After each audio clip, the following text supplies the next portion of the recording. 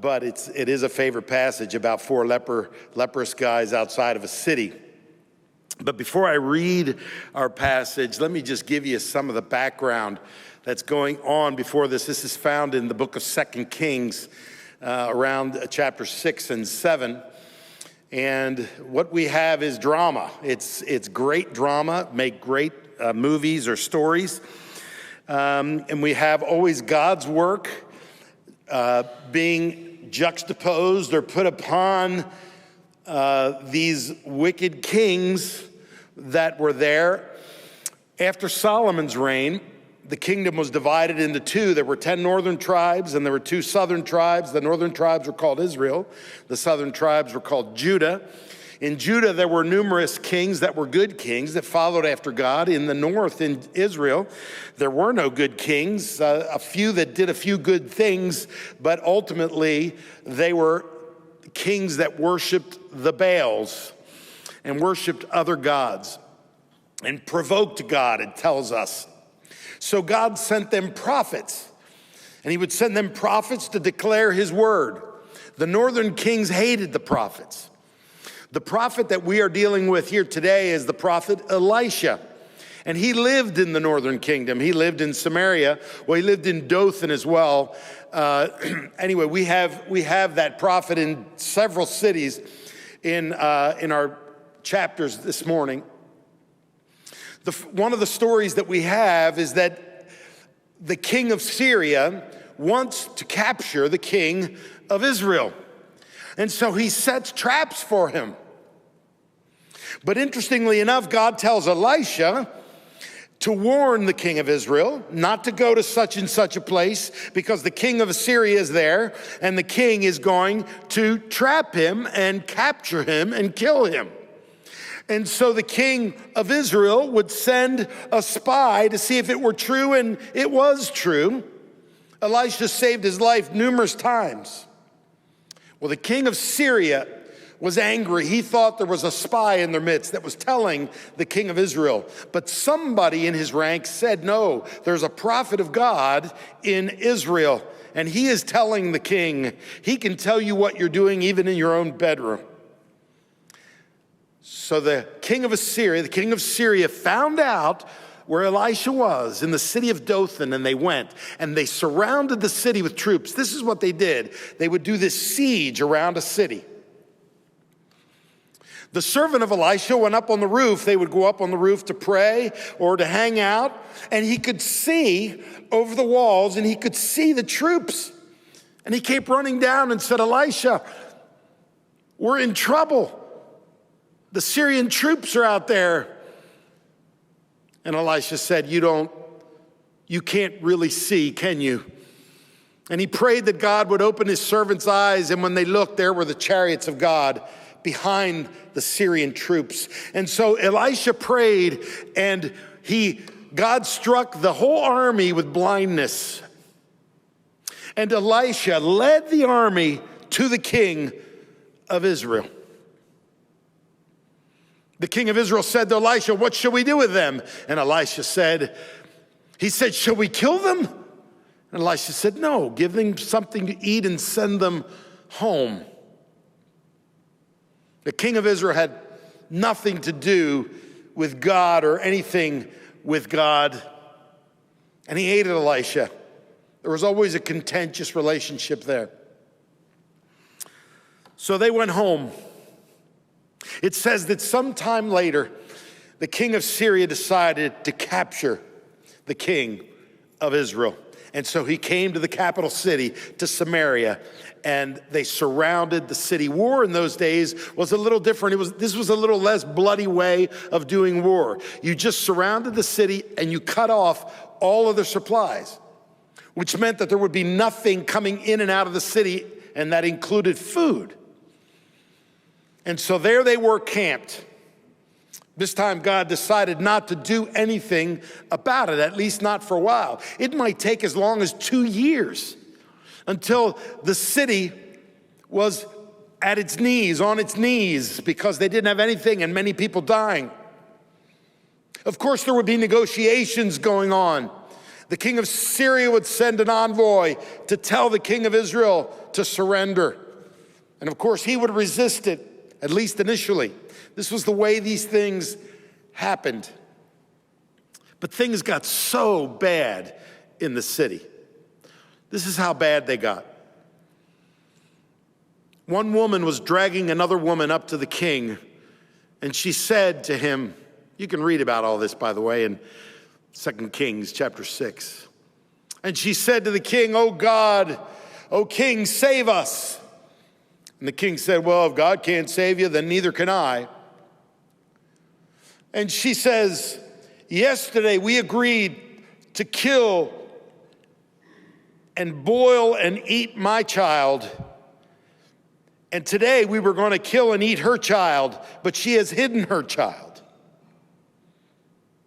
Can you imagine how bad things were in the city? People were starving. And then, the king said, "May God deal with me severely if I don't take the head of Elisha today." He was going to blame Elisha for everything that happened. And so he sent a delegation to Elisha's house. Elisha knew they were coming, and Elisha predicted, this time tomorrow, there will be plentiful food for everyone. And then we get to our passage, and this is 2 Kings chapter 7, starting in verse 3. 2 Kings 7, verse 3. Now there were 4 men who were lepers at the entrance to the gate. And they said to one another, "Why are we sitting here until we die? If we say, 'Let us enter the city,' the famine is in the city, and we shall die there.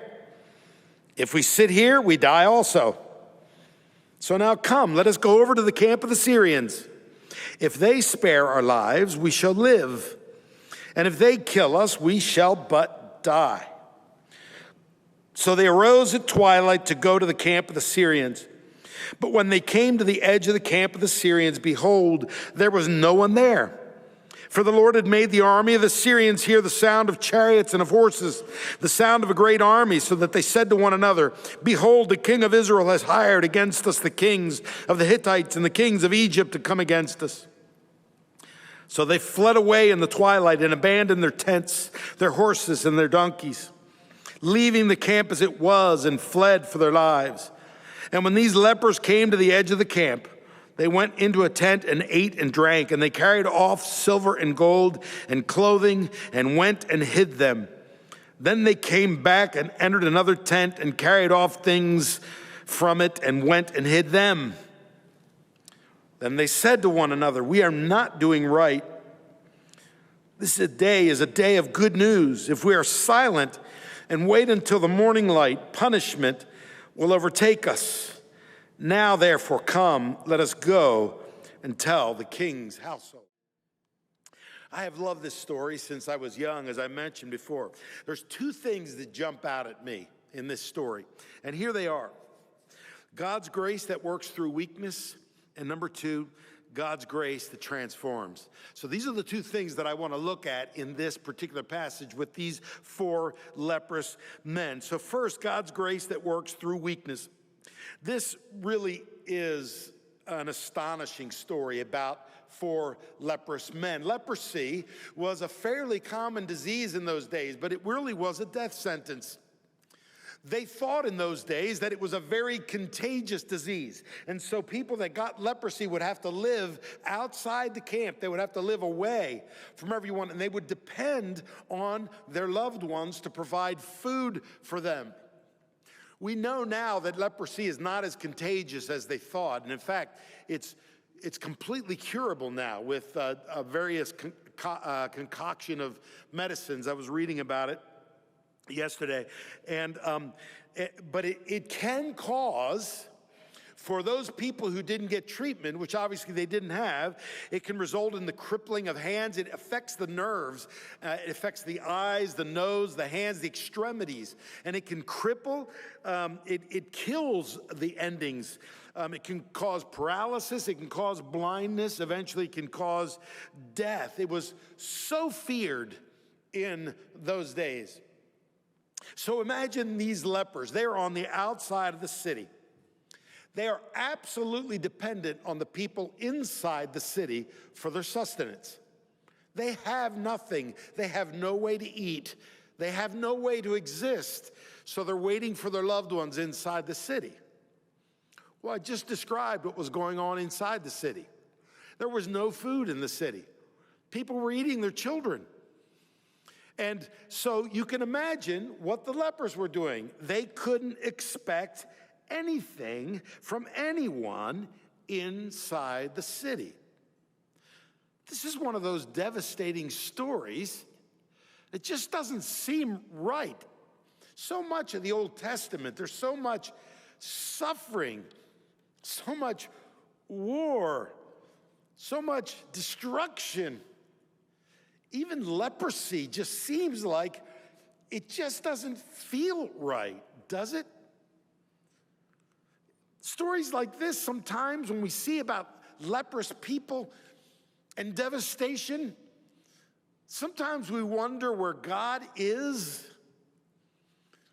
This is the reason that many people don't believe. I can't believe in a God who lets that kind of devastation happen. Isn't that the question that we ask a lot of the time?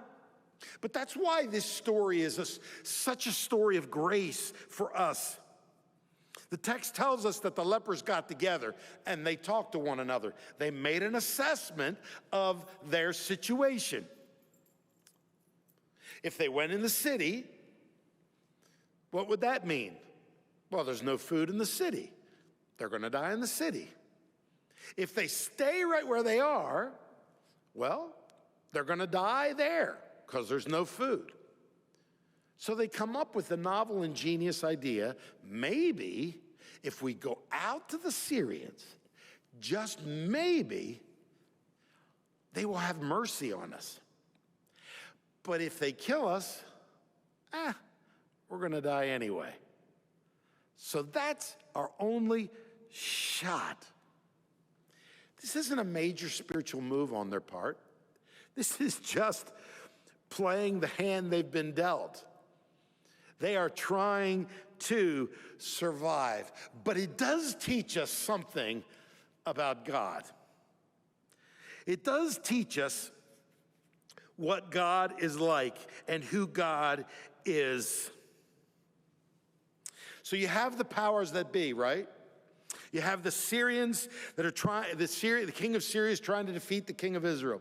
The king of Israel is walking on the walls of the city, trying to figure out what he's going to do. There's probably negotiations going on, high-level negotiations. Probably the heads of the government are there, and they're putting their heads together to try to figure out how are we going to resolve this problem? What are we going to do? Can we sneak somebody out to go get another king and hire them to come in and help us defeat? All this high-powered stuff is going on at the same time. I mean, this is the center. If you had a news story, it would be talking about the kings and what they were thinking and what they were going to do. But God doesn't seem to care about any of that. Doesn't care about the powers that be, because there's no power at all to him. The kings and the rulers and the powers make their plans. We see it today. We have kings and rulers and powers and presidents, and they make their plans. What are they going to do, and how are we going to deal with this situation or that situation? That's why Psalm 2 is so informative. Why do the nations rage and the peoples plot in vain? The kings of the earth set themselves, and the rulers take counsel together against the Lord and against his anointed, saying, let us burst their bonds apart and cast away their cords from us. He who sits in the heavens laughs, and the Lord holds them in derision. Doesn't this tell us something about God? He doesn't care about the powers that be. And there are no power.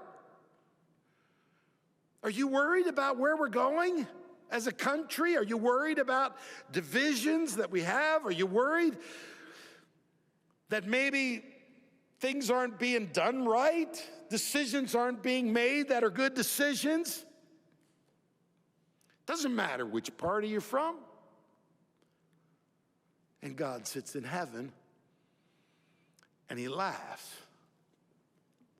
because that's not the way he works.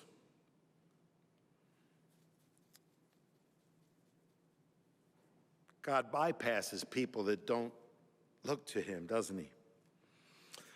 So for all of the planning and the fretting of these kings, they have no idea that God is using 4 unclean, sick, unimportant nobodies to lavish his outrageous, overwhelming grace on a completely undeserving city. A city that has turned its back on him. This is grace. This is what God does. He lavishes on people that don't deserve it. And he uses the most unrealistic means imaginable. Paul tells us that God chose the foolish things of the world to shame the wise. God chose what is weak in the world to shame the strong.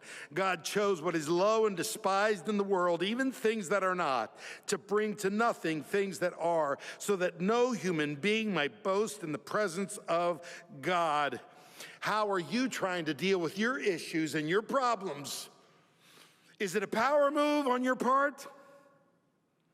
We are so good at taking the bull by the horns, and we fret and we struggle and we look for power to deal with our situation. But that's not God's way at all. His way is total reliance on him. It's a way of weakness. It's a way of saying, whatever you want, I'm willing. N.T. Wright, in his book, For All God's Worth, said, we live in a world full of people struggling to be, or at least to appear strong, in order not to be weak. And we follow a gospel which says that when I am weak, then I am strong. And this gospel is the only thing that brings healing. God uses weakness. 4 lepers. Number 2, God's grace that transforms. Anne Lamott is a activist, progressive writer, but she gets grace right when she defines it this way. Grace means you're in a different universe from where you had been stuck when you had absolutely no way to get there on your own. Let me read that again. Grace means you're in a different universe from where you had been stuck when you had absolutely no way to get there on your own. 1 minute, these lepers are expecting their heads to be cut off, or they're expecting to die. They're going out to the Syrians, but the Syrians are brutal. People in those days were brutal. They would usually come in and wipe out a country, or they would make them slaves. I think they're fully expecting to be killed as they go out there. It's a shot in the dark. So they're walking with trepidation. It says as evening came, they were walking out to the camp. Maybe it was getting dark, and so they wanted to kind of be under the cover of darkness. They're expecting their heads to be cut off at any moment. So 1 minute, they're in fear for their lives, and the next minute, they're in the lap of luxury. This is the way grace works. 1 minute, they're in fear for their lives. The next minute, they're in the lap of luxury. 1 minute, they're in the depths of despair. The next minute, they're caught in the grip of ultimate joy and hope. They get there, and the Syrians are gone.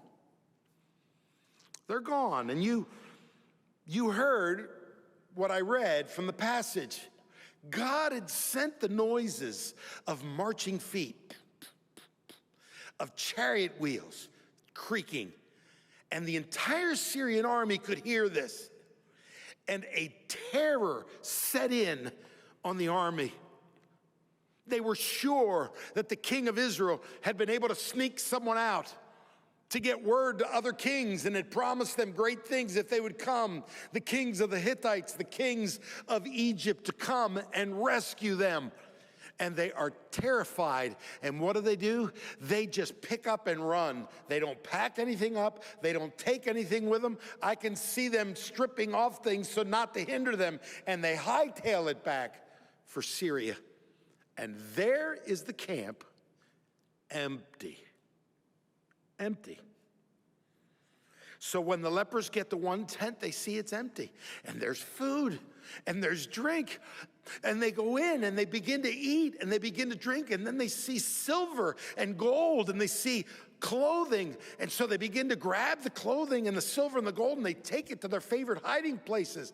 And then they get done with one tent, and they go into the next tent, and they eat, and they drink, and they take the silver and the gold, and they run, and they hide it in their favorite hiding place. They are having the time of their life. Can you think of a more lavish example of grace?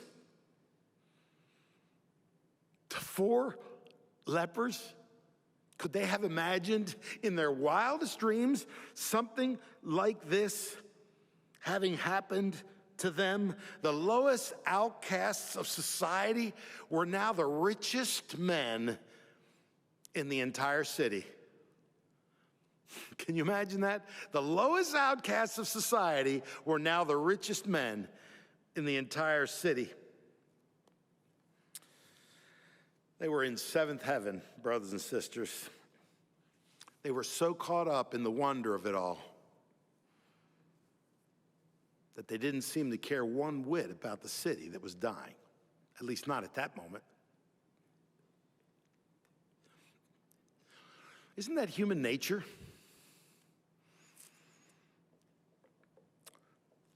Take care of yourself first.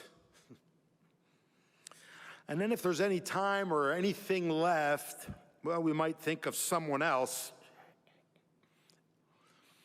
If they told the city, well, then their part of it would be done. There would be such a mad mob to get out to the camp.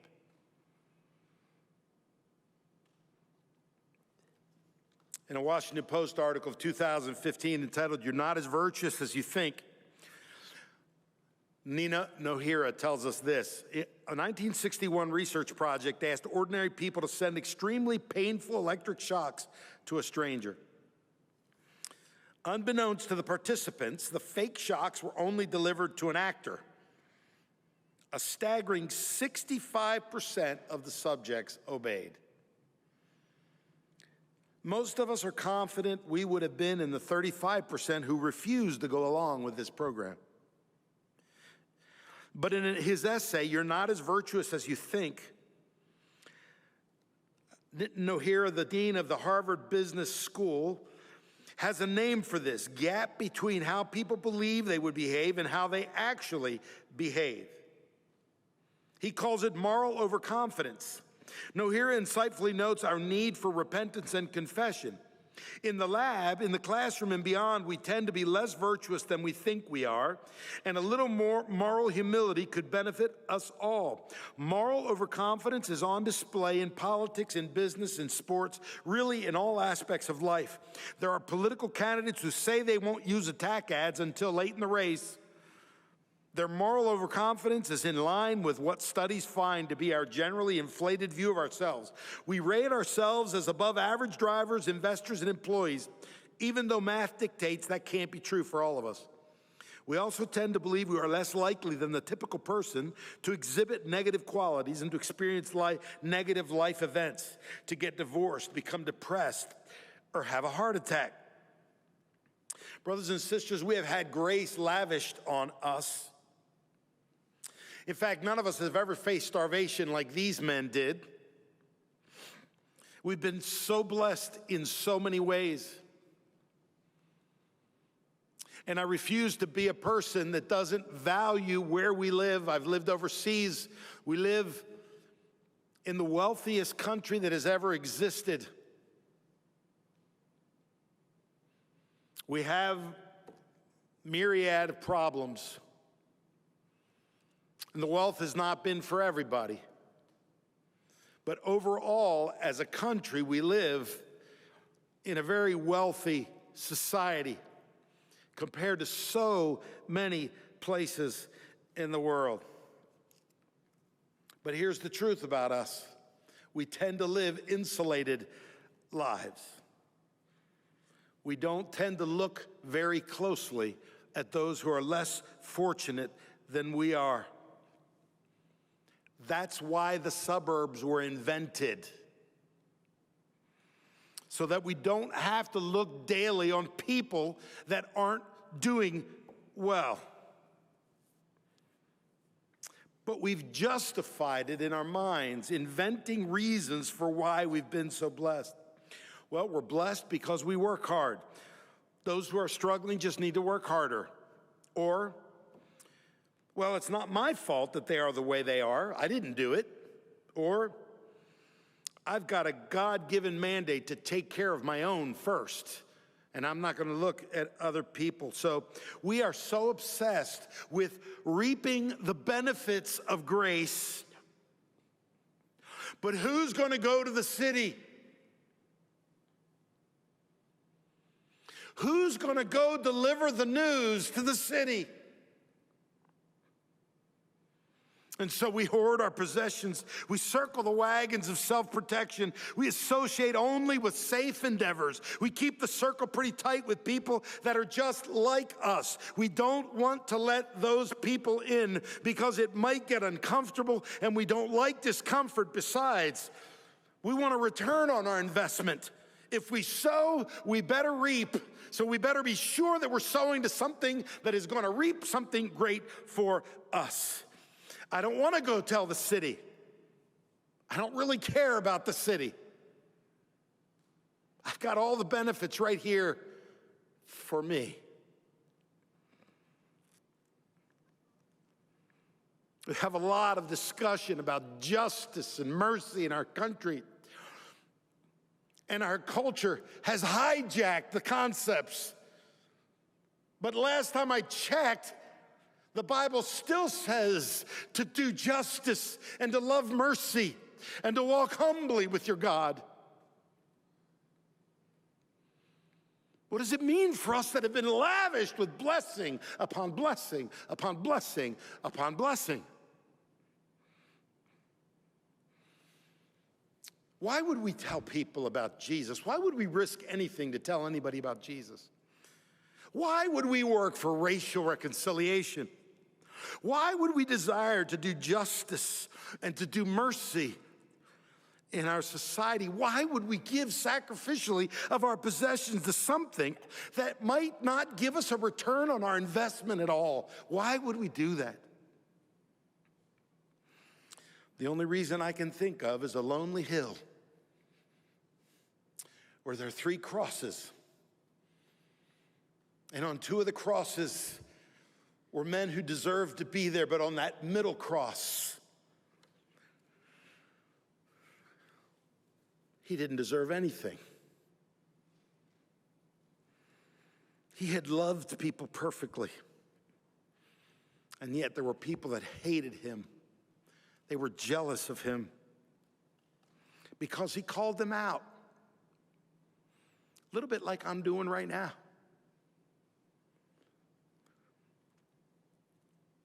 They were jealous of him, and unbelievably, he cried out, "Father, forgive them, for they don't know what they're doing."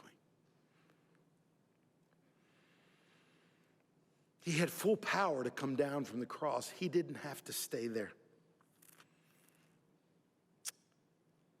But he didn't do that because he knew he needed to die if we were to be saved. See, joy trumps pain every time. Grace trumps hardship. Love trumps evil and selfishness and self-centeredness and hoarding. Jesus had come to die for those who were in it for themselves. He came to die for us. This is the thing about the gospel of grace. Once it is lavished on you, once you have truly seen it, you can't help but be transformed by it. If there's no transformation, then maybe you haven't seen it. Maybe you need to look a little more closely. Well, that's what happened in our story. they came to themselves. They realized something. The grace had been lavished. Wow, we can't do this. In verse 9, then they said to one another, we're not doing right. This day is a day of good news. If we are silent and wait until the morning light, punishment will overtake us. Now therefore come, let us go and tell the king's household.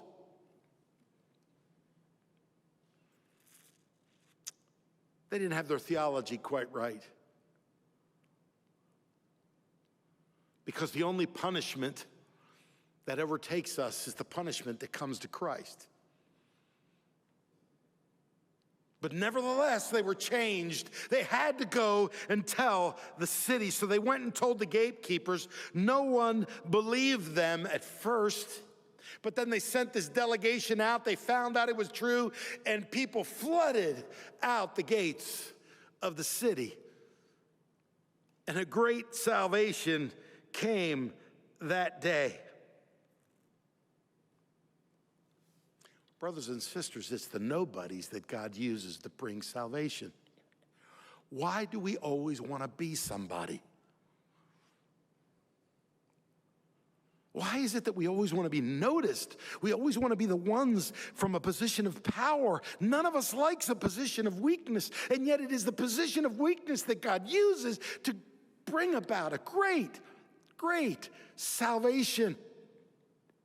One person at a time, giving sacrificially, investing sacrificially with one other person, being with someone else, listening to someone else. It's just that one at a time, not a position of power, but a position of love.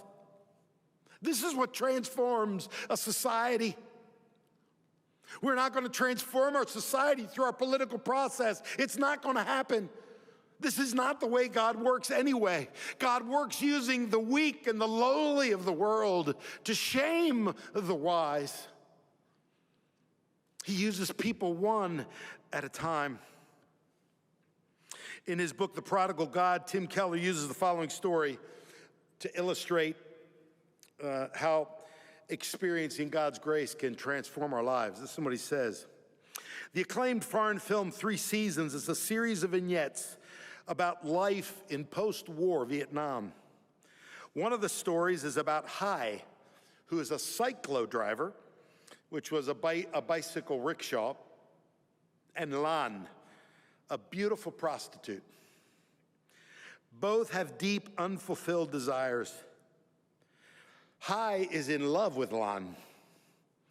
Lan lives in grinding poverty and longs to live in the beautiful world where she works, but in which she never spends the night. She hopes that the money she makes by prostitution will be her means of escape, but instead the work brutalizes and enslaves her. Then Hai enters a cyclo race and wins the top prize. With the money, he brings Lan to the hotel. He pays for the night and pays her fee. Then, to everyone's shock, he tells her that he just wants to watch her fall asleep. Instead of using his power and wealth to have sex with her, he spends it to purchase a place for her for one night in a normal world to fulfill her desire to belong. Lan finds such grace deeply troubling at first, thinking that Han has done this to control her. When it becomes apparent that he is using his power to serve rather than use her, it begins to transform her, making it impossible to return to a life of prostitution. See, this is what Jesus did for us. He used his power to serve us, to love us, to die for us. And he calls us to use our power to serve, to put ourselves out there. Have you been overwhelmed by outrageous grace? That's the gospel, and it changes everything.